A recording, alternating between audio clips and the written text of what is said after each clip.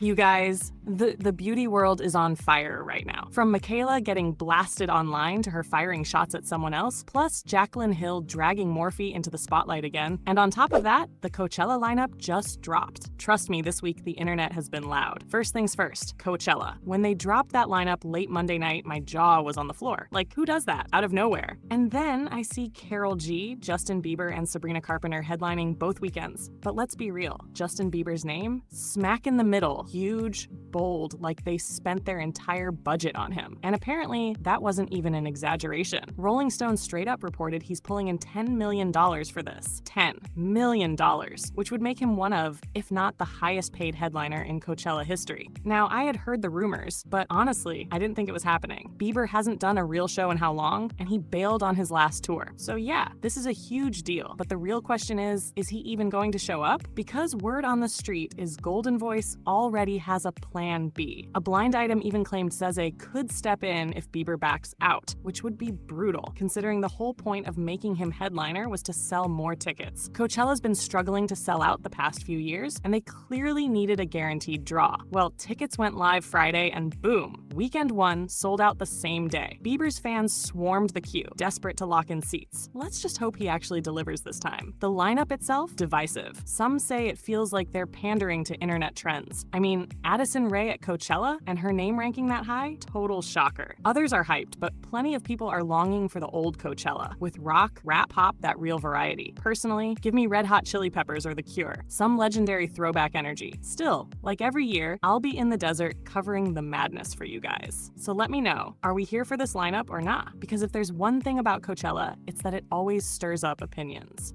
Now, onto something else that had me reeling this week. The Summer I Turned Pretty finale. And brace yourselves, because they dropped a bomb. A whole movie is coming. Okay, spoiler alert. If you're watching the show or planning to, skip ahead because I'm diving in. We finally got Belly and Conrad together. But then the show ends and I'm like, wait, where's the wedding? Where's Susanna's letter being read? It felt incomplete. And then the very next day, Jenny Han announces the Summer I Turned Pretty movie. Coincidence? I don't think so. Did she plan that ending on purpose? Leave fans craving closure just to drop the movie announcement right after? Honestly, genius move. Fans would have watched a movie no matter what, but I swear if there wasn't one coming, that wedding would have been in the season 3 finale. My hope? We see Belly marry Conrad, Susanna's letter at the wedding, maybe even kids. Jenny only teased that Belly will hit a new milestone in the film, and she confirmed it won't drop next year. Fingers crossed for this December, but something tells me we're waiting until 2027, and I hate that. Behind the scenes, the cast was even tricking fans. Gavin and Lola filmed in Paris to make it look like Belly was ending up with Jeremiah. Total misdirect. Jeremiah fans want that footage though, and honestly, same. Toss it on socials. We'll eat it up. At the finale premiere, Chris, Bry, and Lola literally walked out during the big dress scene. They hit the bar instead of watching themselves in that moment. And honestly, I don't blame them. I wouldn't watch myself in that either. Speaking of Chris Briney, aka Conrad, he's cashing in hard. Rumor has it that Morphe is making a comeback.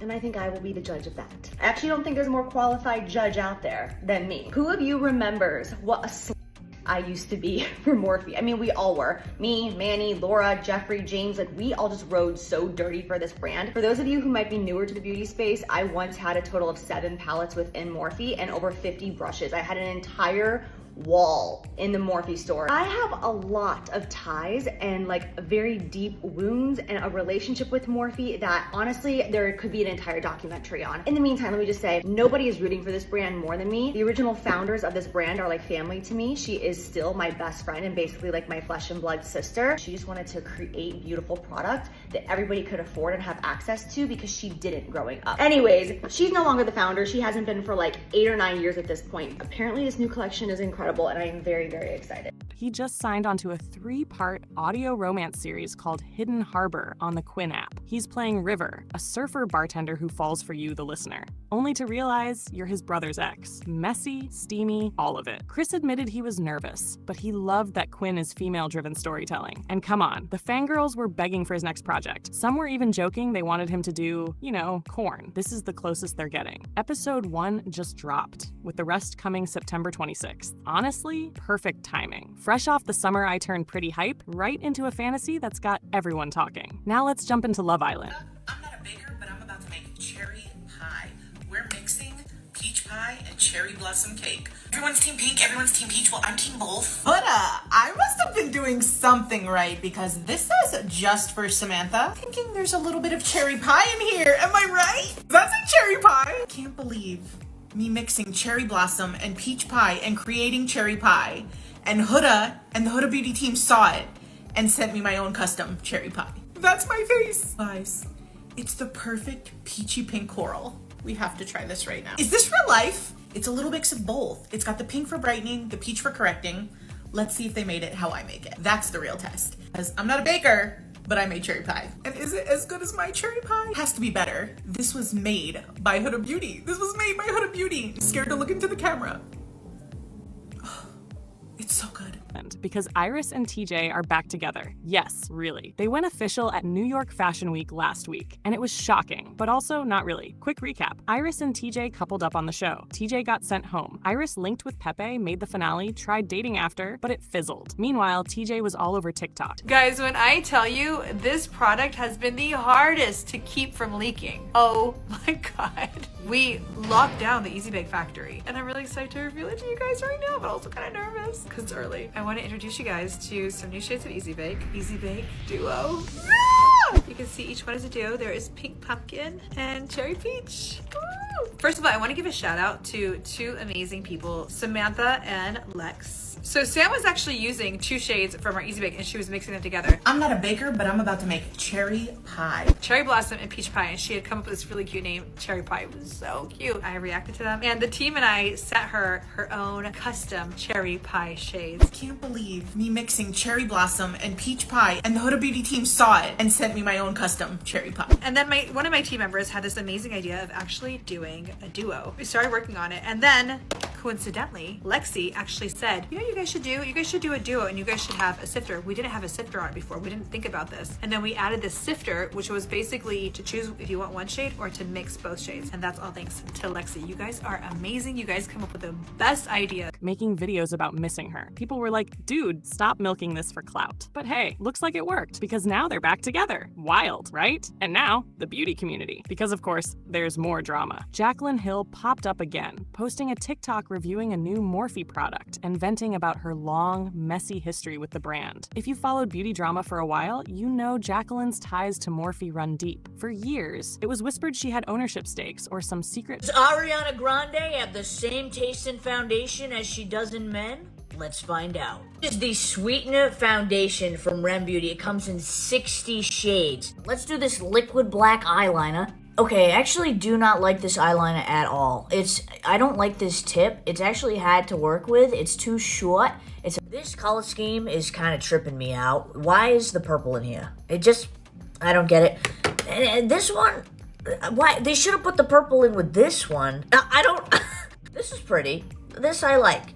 I don't know, I need more matte. It's just very dull. But I think that's kind of what she wants for the shadows. Correct me if I'm wrong. Ariana, this is probably the first time I've looked at a Rem Beauty launch and said, I need that. The pigment doesn't disperse as well with this one. That's pretty too. I think if you don't like sticky shit, don't buy these. Financial deal beyond the usual collab checks. Her company, Jaclyn Cosmetics, was even rumored to be backed by Morphe. But Jacqueline always framed Jaclyn Cosmetics as hers, like she was the CEO running her own empire. So when Morphe's parent company filed for bankruptcy and documents surfaced, fans were shook. She wasn't listed as CEO at all, even though her Instagram bio said otherwise. Cue outrage. So hearing her suddenly talk about Morphe now, after all that, is interesting, to say the least. And she's not the only one stirring things up. Michaela decided to jump into the drama too. She commented on Huda Beauty's launch of their new Pink Pumpkin and Cherry Peach powders. So excited for Sam to get her big fat check she deserves. I know you have that on the way to her. Here's the backstory. Michaela's friend Sam once made a video mixing Huda's powders. That video inspired Huda to actually design custom packaging for Sam because she thought the idea was brilliant. Flash forward. Now Huda is turning this into a full-on product that everyone can buy. And Michaela? She's convinced Sam deserves a fat check for being the one who originally came up with the idea of mixing those powders. Sure, Huda gave Sam a little shout out on TikTok, but Michaela was clearly expecting way more for her friend. But wait, that's not the only chaos Michaela's been caught up in this week. She's also clashing with Ariana Grande's fan base. Yep, fans were heated, saying Michaela didn't deserve to be at Ariana's sold-out concert. Why? Because she once reviewed REM, Ariana's makeup line, and let's just say, it wasn't glowing. Her early comments didn't vibe at all, so when people saw her sitting front row, oh, they lost it. And honestly, part of the rage came from how messy the ticket sales were. Total Ticketmaster disaster. I talked about this before. Fans were furious with how the whole thing went down. For anyone who missed it, Ariana recently announced her tour, and the internet exploded. It's been forever since she hit the road, but thanks to Ticketmaster, the experience was a nightmare. Fans logged on the second tickets went live, only to face glitches, frozen queues, instant sellouts. Even people who clicked in the first second couldn't snag seats. Gone. Resale prices shot through the roof, some over $10,000. It got so bad, Ariana herself had to speak up. On her Instagram story, she wrote, "Hi, my angels. I've been on set all week, but I wanted to let you know that what's happening with secondary ticket resellers has been brought to my attention. And of course, I am incredibly bothered by it. I've been on the phone every free moment fighting for a solution. I hear you. Hopefully, we'll be able to get more tickets in your hands instead of theirs. It's not right. Please know my team and I see it. We care deeply and we are doing everything we can. I love you so much and thank you for your patience and understanding." Fans are now demanding real changes in how ticketing works, especially banning resales at insane markups. The idea is simple. Stop scalpers who don't even care about the artist from buying tickets just to flip them for profit. But instead of aiming that frustration at Ticketmaster, a lot of people started attacking Michaela. They were bitter they couldn't get tickets, and then saw her sitting front row even though they don't consider her a real fan. Here's the thing though, Michaela was in a lose-lose. If she hyped Ariana's products too much, she'd be accused of kissing up and lying. But if she gave an honest review that wasn't perfect, she still gets dragged. Like, she can criticize REM, still enjoy Ariana's music, and still want to sit front row. Am I wrong? Yes, Michaela has had her fair share of scandals, but not loving every product Ariana puts out isn't a crime. And honestly, don't we want her to be honest? She always gets accused of lying, so the one time she's transparent, she still gets backlash. It's messy. But then again, when is the beauty community not messy? Anyway, I want to hear from you guys. What do you think about all of this? From Coachella to the summer I turned pretty, Iris and TJ rekindling, Jacqueline Hill's drama, drop your thoughts in the comments. I love you all so much, and I'll see you in the next video. Bye guys.